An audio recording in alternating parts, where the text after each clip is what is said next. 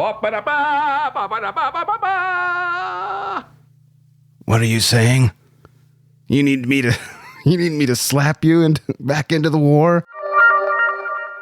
Welcome to Should You Watch This with the Popcorn Priest, the weekly podcast for movie enthusiasts, current and ex-movie theater projectionists. New and old friends take the time to talk about a movie that we just watched and answer that very question, should or shouldn't you watch this? I need to welcome recurring guests, Take Me Away Tribe. And I have way too many frequent flyer Miles Cole. Halfway to the moon. Halfway to the moon, Cole. Halfway to the moon, Marines. Yeah, I like that. Welcome back, gentlemen. Let's hit the trailer, and then I have some questions. This is Patton, a salute to a rebel.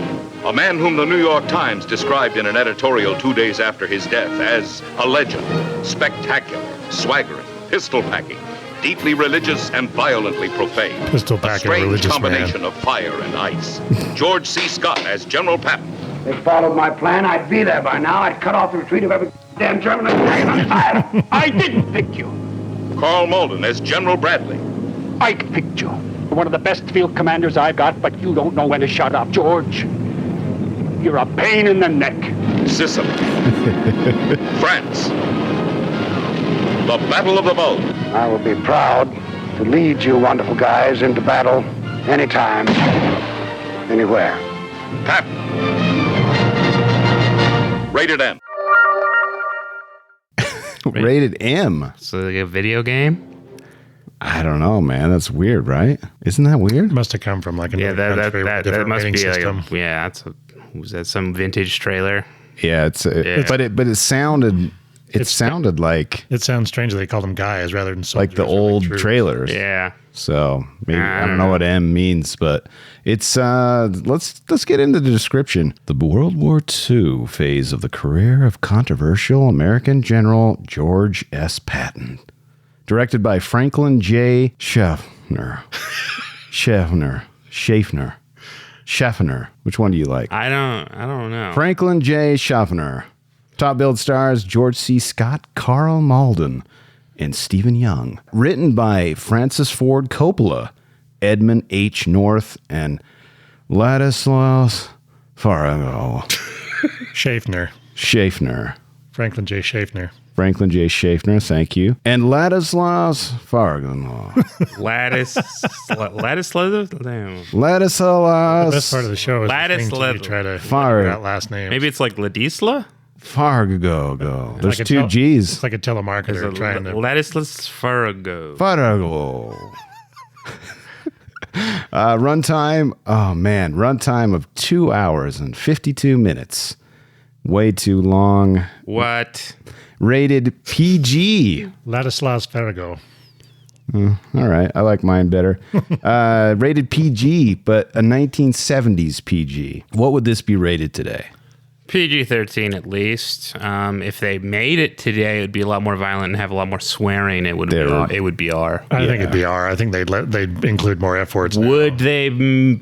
I don't know that you could make a movie like this today, though. Like with the scale, because Budget wise. Yeah. I haven't seen on the All Quiet on the Western Front. Is it more bigger in scale, or just? I mean, none of them are like this thick because most movies aren't like this anymore without like CG stuff. It's like compare it to Fury, Yeah, that's what you're gonna get. You're gonna get smaller scale, more personal stuff. You're not gonna get big scope stuff. Yeah, you're not going to get giant. You can do that, but hundreds of tanks. It's not going to be like this. Yeah. Yeah, All Quiet's kind of like 1917. They're just kind of, it's half people speaking in train cars and half people just using the same battlefield. Yeah, it's like it's Saving Private Ryan for World War I in terms of just extreme violence. Mm-hmm.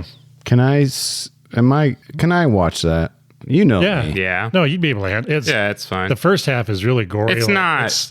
It's basically like Saving Private Ryan, in terms of the brutalism of the way people die. I mean, it's not a feel-good movie, but I mean, it's not a feel-good anything. You're going to be a little squeamish, but you'll be able to get through. All right. I need to watch it, but it's really good. How long is it? It's 2 hours and like 40 minutes. It's longer, but it keeps you engaged. This movie was long AF, dude. Genre on Rotten Tomatoes says war. What is it good for? No, it says war biography And IMDb says biography, drama, war. With a runtime of 2 hours and 50 minutes. All of this works, I think. I don't know. Yeah, it all works. Yeah. The pacing's really good for a 3-hour show. I think they should put in a little bit of comedy in there. I think that it was funny. I thought you were saying they should put comedy into the movie. It's like, no, plenty of comedy. That's what I'm saying. It has I feel like lighthearted moments. There's some funny. Yeah. I laughed. Yeah, more than I thought I would. Is that okay that I laughed? I think so. Right. I think that's what it's designed for. Because I can't imagine that those aren't meant to be funny. Yeah. Yeah. IMDb gives us a rating of 7.9 out of 10 from 363,000 reviews. Rotten Tomatoes, however, gives it a 90% from 52 critics and 93% from 25,000. Are people going, audience. Are there like critics on Rotten Tomatoes who are going back into like old movies to do stuff? I'm always curious. I don't know about critics, but for sure audience people go back and review. Yeah, but I'm always curious on their critic meter. It's like, well, what are they pulling from? Because I feel like anything old's going to be super biased. Well, anything older too, they'll use. I mean, modern stuff's biased too, but for other reasons. That's an interesting point. I feel like maybe Rotten Tomatoes should segregate. Yeah, it's like there's a selection thing reviews from the time and then new reviews. Yeah. Because that changes the rating. Yeah, I like that. That's a good comment. Yeah, I don't know. At the time of this recording, you can only rent or purchase this from your preferred purveyor of digital media. If you choose the highest tier of our Patreon account, you'll have access to the Popcorn Priest permanent collection. Go to patreon.com/Popcorn Priest for details. We actually... We bought it. Oh, we purchased this. It was only $5 on Amazon to purchase for the HD version, which actually it's like $4 to rent something. So we splurged with $1 extra to get. I didn't. To own someone it. did. Yes, Cole did. We have to thank the patronage. He Cole. treated himself and us. And us. Gotta make it up for those Mountain Dews. Yeah, that's right. Yeah, it's a commonwealth here. We're just sharing digital media. That's right. We're sharing Mountain Dew and we're sharing beef sticks. Okay. Yep. All right. This brings us to the most coveted and lauded and loved section of Should You Watch This? Popcorn Reviews, the reviews. As you know, this is where I select normal guy reviews or ladies, and we just essentially make fun of them. Would you like the 10 out of 10s or the 1 out of 10s? I like the 1 out of 10. I would like the 1 out of 10s because this movie won Best Picture, I think. It won seven Academy Awards. So thanks for spoiling by the numbers. Appreciate it. Dang it, Cole is so it's of great historical importance. Okay. No, I appreciate that though. Okay, 1 out of 10s. I've got 2. Okay. All right. The first one's slightly long, and I apologize, but I think it's hilarious. So, already, I'm as long as it's hilarious, it's worth the length. I'd love to hear it. The Sale 25868 says, "What movie did the people who gave 10 out of 10 watch? What exactly is this movie supposed to be about? About people sitting in expensive buildings or talking about nonsense? What did Patton do in this movie? What did anyone do in this weak movie? There is no action, no worthy dialogue, no worthy scenes, absolutely nothing. Did they give the movie awards? Praise just because it implies that being American is great? In every scene, people are standing still like dolls. I was trying to see in every scene if they're even breathing. And guess what? They aren't dolls. They did breathe. What? None worthy acting that should be praised. I thought Patton belonged in the Naked Gun movie or Hot Shots. The movie that would be amazing to see. Actually, I would love for that. That sounds amazing. George C. Scott would have fit right into that type of movie. The most overrated movie I've ever seen in my entire life. 1 out of 10 stars. What is he talking about? I don't know. That's why I selected it. He's obviously never seen The Tourist. But no action.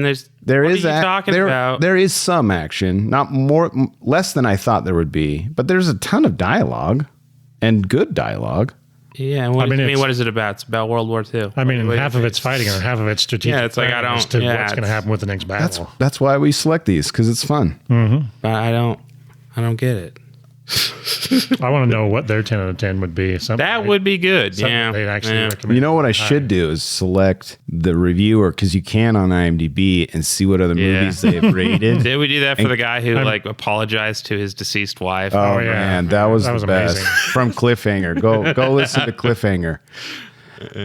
Okay, the last 1 out of 10. My Lord. How did anyone ever think this was a good movie? Says Tet Dog. Like so many movies of its genre, and by genre, I mean rah-rah jingoist, old school war movies. This work reduces what might otherwise be textured characters to quips and one-liners that some linear thinking Republican might once have been considered funny, but no one else possible could have. It's crap. It's preposterous, ham-fisted canonization. It's preposterous? Like it didn't happen? That's what it says. World War II didn't happen? Or like, all right. It's preposterous, says Tet Dog. And as great as George C. Scott is as an actor, he cannot remotely make it work as anything other than brood, jingoistic caricature bullying a right-wing icon. That's funny because it's like he kind of was that. I don't know. It's like they watered it down quite a bit. Yeah, it's like anything. I mean, what did you? Tet Dog calls it hack work. So there you go. I mean, I get Patton's the sense of the show because it's a film about him. Yeah, but I'm. Wow. All right. Here's the 10 out of 10s. A fine tribute to a great patriot and fearless warrior, says Tim Riley. I'm a fan of both General Patton and the movies that captured a portion of his duty in World War II. It exposes Patton's incredible strengths and vulnerabilities. George C. Scott gives one of his best performances. It leaves the viewer with the impression that Patton unnecessarily risked GI lives to make a bigger splash with his peers in the media. Statistics show that his aggressive hold him by the nose and kick him in the ass strategy actually resulted in lower casualties. 10 out of 10 stars. I love the appeal to authority there with statistics show. They've done the numbers. They've done them. It may seem cruel, but science proved it right. I think it is funny though how this like movie like focuses on him like trying to create this like image of himself, and then you just have this review of someone. Actually, the parts in this movie that said he wasn't great are wrong, and the stuff he said about how great he was is all right. Is all good. Yeah, exactly. Like there's like the just like, and it's just kind of like the most like you have to put it in there for the sake of balance. It's like he cared about his image a lot and may have constructed a fake one, you know, that kind of built him up. Yeah, and this person's like, this is disgusting. He's actually the greatest. Yeah, he actually perfected Moneyball before Moneyball. Yeah, it's amazing. Yeah. Listen to this one. Quite accurate, says Widescreen Guy. I have studied the career and life of George S. Patton for some time, and the film, as far as typical Hollywood fare goes, it's quite accurate. 10 out of 10. And yeah, in terms of how Hollywood... And that's what matters. It's not accurate. I mean, in terms of how Hollywood, in broad strokes, in terms of how Hollywood does it at the time, they did a good job. I think. Yeah, I mean, they did a good job. I mean, it's like, you know, it's like, again, like Lawrence of Arabia is not accurate either, but it's just painting in the broad strokes of.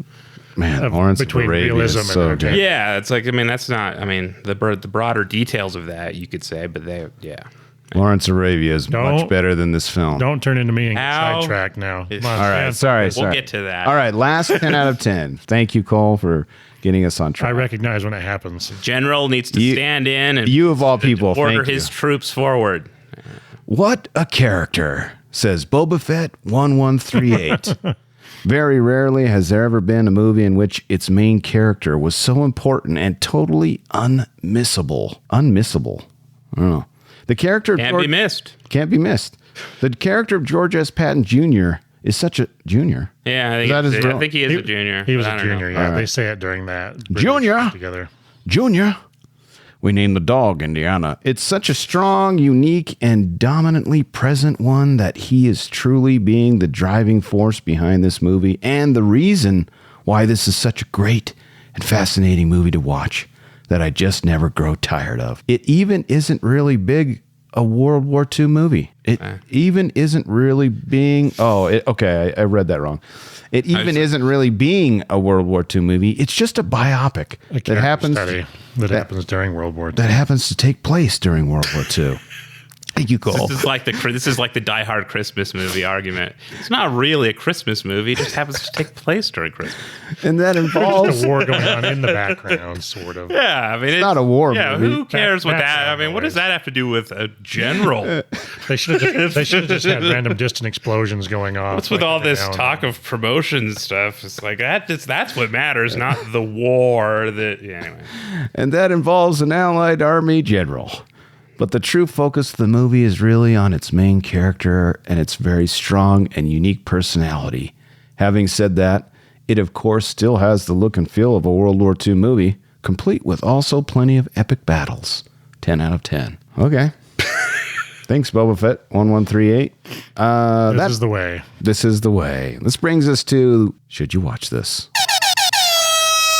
5 reasons why you should watch Patton. Because I haven't seen this. This is impromptu 5 reasons because Taylor was also a newbie. I'd never seen it. It felt like a blind spot in the type of movie I would really like. Which also brings us to why you picked this film, and then you should give some reasons why you should watch Patton because you picked it. All right.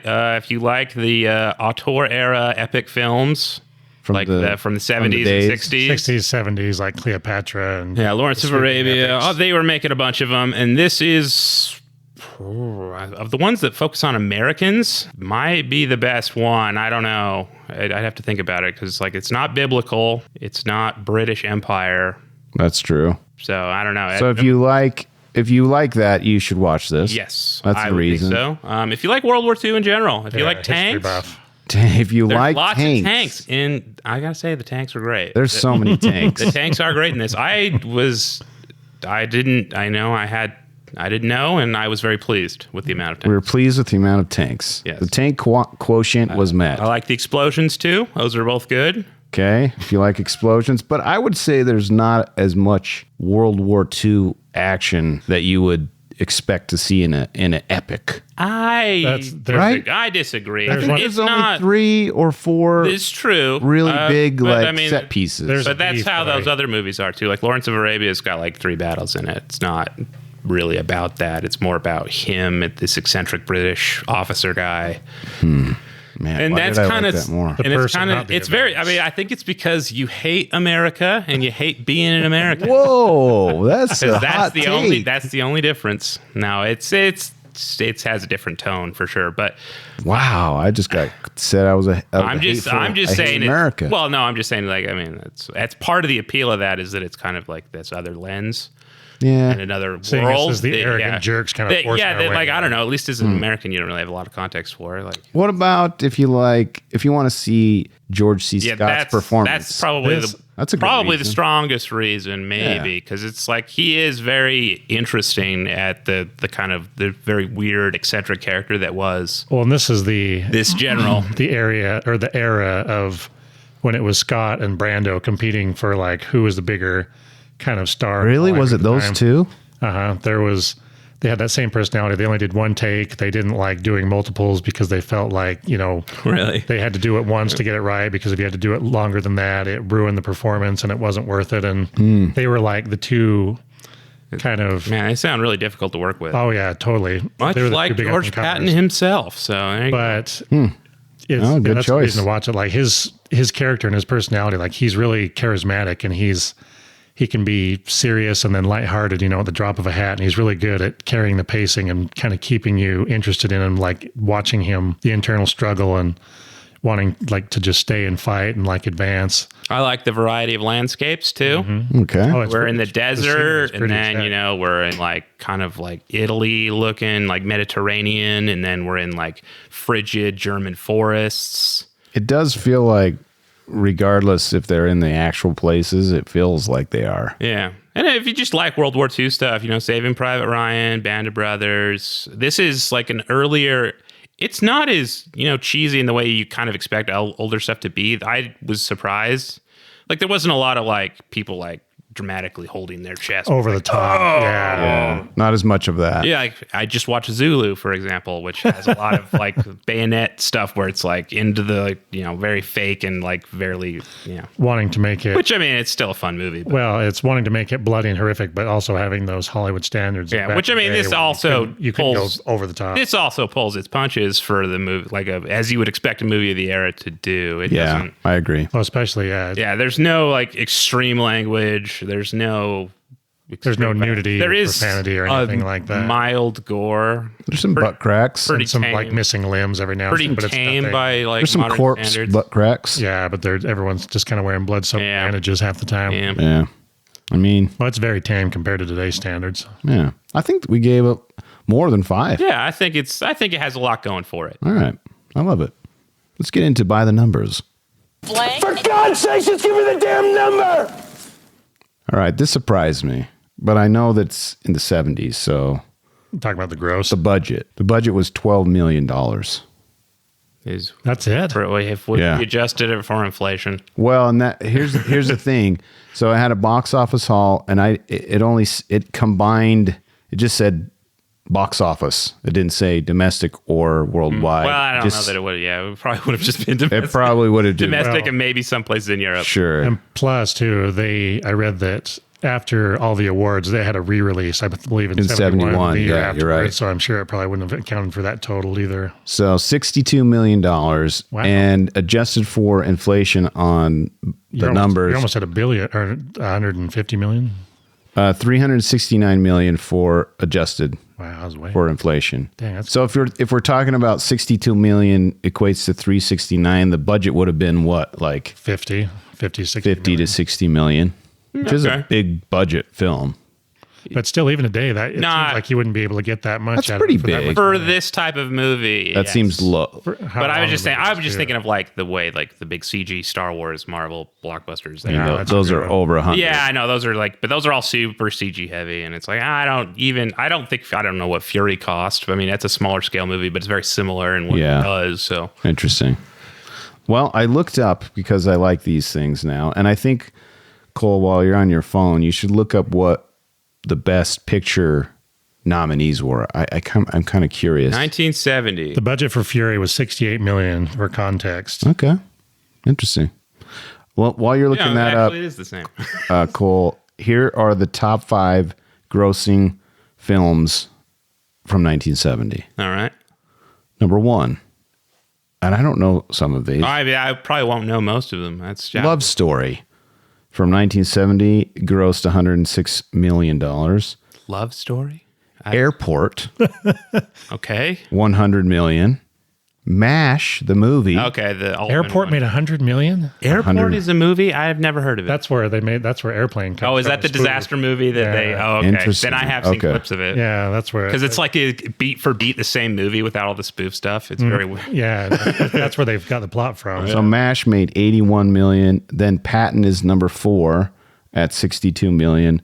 And then The Aristocrats from Walt Disney. The Aristocats? Oh, yeah, The okay. Aristocats. Excuse me. All right. is yeah. 41 million was number 5. Okay.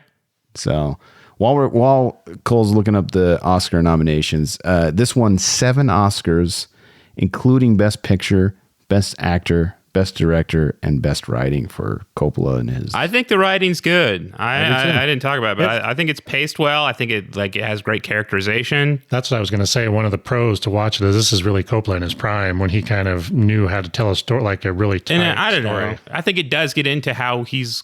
Well, they fired him and then brought him back. Well, no, he wrote it in '66, and Fox wasn't happy with the way it turned out at the time. But I They think it ended was up because using his script, though. 4 years Yeah. later when it went in production. But I think it was because they also changed executives at Fox, and so somebody like the way they went through it, it's night and day compared to what gets greenlit and what gets put on the shelf. Have you looked up the nominees I'm scrolling down. I clicked on the wrong year. So Okay. for 70? for 70. So the winner was Patton. So the nominees were Airport, 5 Easy Pieces with Jack Nicholson, which is kind of a...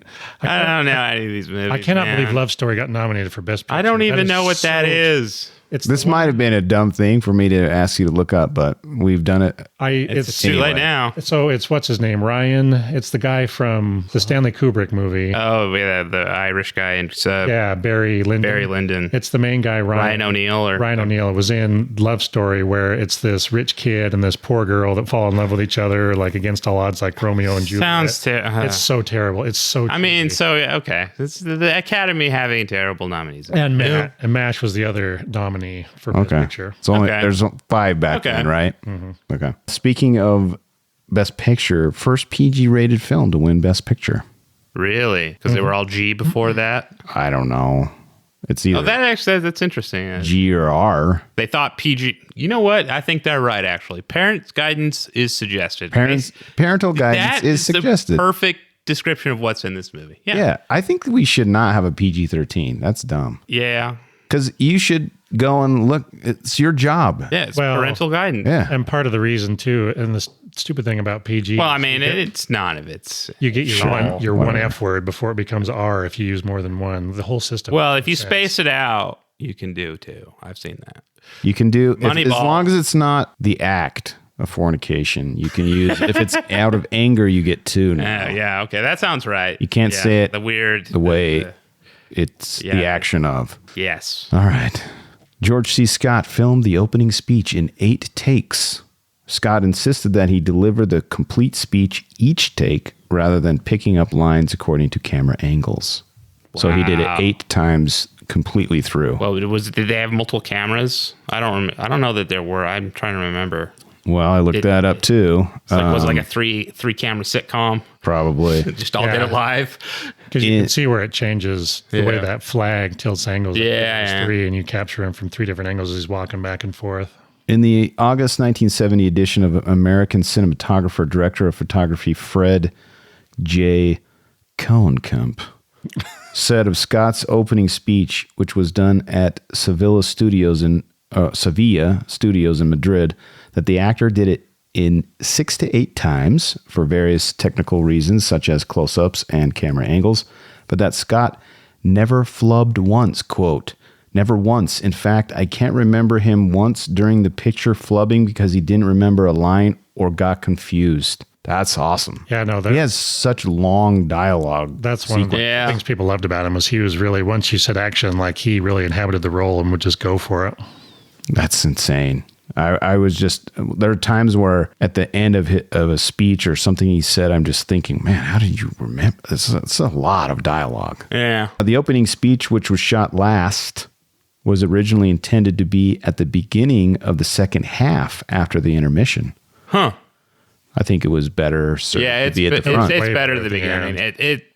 It sets up the movie a lot better. It introduces him as a character a lot better. Well, plus they're talking about the spoils of war. Yeah, and he's like talking to troops. It's at the end of the war. Yeah, it makes way more sense at the beginning. Yeah, because he's also got like a preamble bit too. He's like, it's like we're about to fight the Hunnic invasion, I like that there's no credits until after that. It just starts right into it. It's great.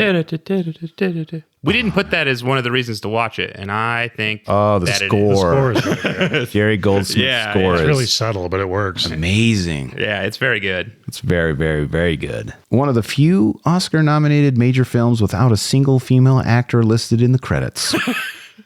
Oops. Yeah. Here's some fun numbers. The killed animal count on screen, not previously dead, is what it says. Oh, okay. So they didn't get a dead animal and then use it as a thing they killed. Okay. All right. And I don't know if this means they actually killed the animal or if it was just killed on screen for the film. It died during production. Could have been an accident. It could have been a attempt. But this is the 70s, so they probably... But it was not given to them previously slaughtered. That's what it means, not already killed. There's some ambiguity here. Some animals may have died during the filming of this film. They would all be horses or donkeys. I don't remember seeing any type of animal. All right. There was a bird that got shot, though. At the 10-minute, 55-second timestamp, 2 griffin vultures were killed. They really did that? That's terrible. At the 17-minute mark, 1 chicken was killed. And the 35-minute mark, 6 hens were brutally murdered. And at the 1 hour, 20-minute mark, clearly they don't breathe, are 2 donkeys. I mean, it's the one they throw over the bridge? I thought those were horses. That's what I thought too. Maybe mules. I don't know. Wow. They're donkeys, but they look actually huge. killed them? I don't care for that. You know, all I know is these are numbers, and that's why it's in this category called by the numbers. And that's the last number that I have. So before we part ways for I got this another week, number. Are we not Number doing of stars of generals. there's some numbers. There's numbers there. There's 3 stars and then 3 4. stars for most of it, and then they just well, got two. Well, 2. Two at That's the right. beginning, 2 at then the beginning, 3, then 3. 4. Yeah, that's right. He basically is like, hey, I'm going to get these 3 stars. So put them on. Let's just get it. Let's get going. Senate has their Pussyfoot down schedule. here. I have mine, as he says. Did I already ask you why you selected this? No. It was just kind of in his list of oldies but goodies to peruse. that he I've found been around. playing a lot of strategy games, actually. And I was Oh, like, hey, it's like really? there's that World War II movie that is like that I never saw. What strategy games? I don't know, like Company of Heroes is like that one top-down World War II game, and I was like, hey, that movie probably has tanks in it. You needed a certain amount of tanks to get this going. Yeah, and then Zulu was on, what was it? Zulu was on YouTube's like free with ads movies, and I rewatched it there, and because it's like it's a fun old Michael Caine movie. I haven't seen that. I think you would like it. Nice. It does some cool stuff, but All even right. if it's got some of like the 70s cheese to it, or 60s, I think. Well, But that was why. And I was like, hey, there is that other one that I never got around to. And I don't know. I've never seen it streaming anywhere. So maybe that's part of it. I don't know. without giving our final ratings, because we'll do that next week, but I was not looking forward to this when you said we're going to select Patton for the film, but it was fun. It was What fine. did you think when I picked Waterloo? Oh, dude, I don't know why. I'm so drawn to Napoleon and his. So Waterloo seemed more appealing than a World War II epic movie. Correct. I I can see that. I didn't know We've what got French foreign agent. There's in our midst. trappings, of like the Napoleonic era that we don't have now. So yeah, I guess that's fair. I don't know. Napoleon sounds, and I'm looking forward to Ridley Scott. Ridley Scott's Napoleon. Jeez. What is it? Do you know what the title is yet? I think it's just just Napoleon, Napoleon. now. It was called like some weird It was like what? kit snack, some cat bag thing or something like What? it was called that, like some knapsack or something. Oh, just kit to- bag. That was what it was called. Just to like throw Like a him off. production title. Maybe, yeah. Okay. It's like so a general has to have a lot of tricks in his kit But bag. the new one Nonsense focuses like more that. on the love story. Well, I mean, that's the framed narrative like thing of it. Was my understanding from the description. Who knows what it actually is? But- that was when they just announced it, and it was called Kit Bag. Who knows what it is now? But yeah, Okay. Scott's pretty good with battle scenes. So if That's there is right. anything, So even if pretty it's good. bad, like I mean, even that Robin Hood movie everyone hated had battle Dude, scenes that Yeah, it was pretty. Yeah, the ending was. I Pretty actually good. liked the Robin I didn't Hood. think it was that bad. I don't know why people hated it. It was Everyone not hated it. great, but it was like, it's fun. I don't know. It was the middle. It was the second act was Yeah, I so boring guess. when Maid Marian shows up. That stuff wasn't great, but it did have battles in it, and I was like, that's fun. I don't know. What do you want? I mean, it wouldn't be. Should you watch this with Cole and Taylor without talking about It's several other on- films? it's that- on topic. We're comparing others that are closely No, I know. related. It's on topic. These war films. You're right. You're right. Ridley's the only one who makes them anymore. At least it seems that way. I don't know. That's why he can't ever I die. think he's the only one who cares. Everyone else is like, nah, man. Nah, let's move on. Any parting thoughts before we head into next week, where we get into a little spoilery? Do we not do beefs on this section, or is that the next section? Beefs is next week. Yeah, because beefs are going to be, they can be. Beef can be spoilery. That's why we. I can't moved remember. it This to- is a movie set in World War II, starring George C. Scott as Arthur C. General Clarke. Patton, Arthur C. Clarke. as Arthur C. Clarke in 2001. Shooting down a space station with his Colt. Yep.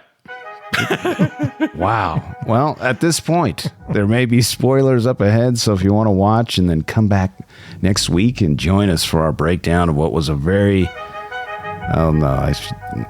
for our breakdown Yeah. of Well, you don't give stuff away. Patton from 1970. 70. I am on the social medias. I dare you to message the great Popcorn Priest at Popcorn Priest. I love movies and would love it if you would share the love. Share this with the movie lover in your life. Another way to support the show is by throwing a few shekels at the priest by visiting patreon.com/Popcorn Priest and see what extra perks you can enjoy. Lastly, the easiest way to support the show and the most free is like and subscribe and give us a 5-star review. Easier than starting your Tesla car As always, thanks for listening, and thanks to my special guests. Be like me and Oh my rate gosh, that everything. was the wrong soundbite again. Be like me and rate everything 5 stars because you love it. There we go. It's amazing how many things Airport got nominated for too. That was like Patton, where they That is funny that it 10 or 11 nominations. They had considered. 2 actresses from Airport nominated for Best Actress for that, which is I've never seen that before. I haven't either. And as always, thanks for listening, and thanks to my special guests. Take me away, tribe. My flight is delayed, Cole. Always a pleasure. Join us next week for part 2 of the longest movie of all time. We'll see you then.